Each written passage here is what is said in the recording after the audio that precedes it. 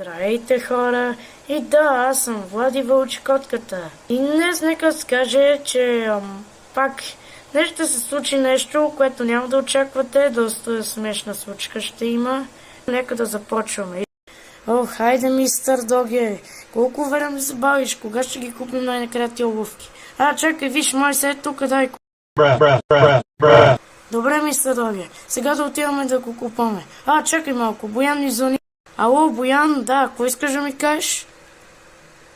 Искам да ти кажа малко нещо. Ако купиш тези обувки, ще дойда в къщата ти.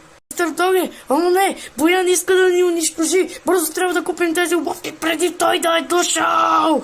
Бързо, да вървим. Не, Боян се появи, сега отново не.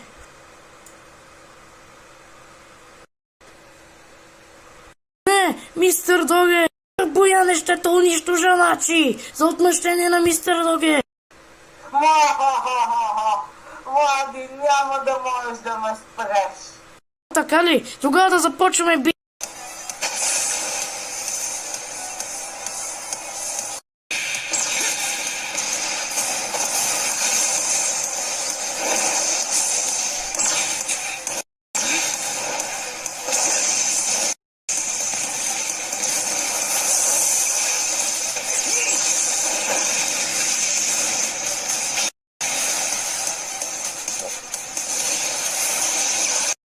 Ревърс.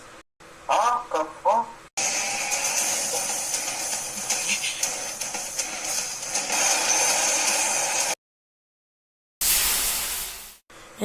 То Боян.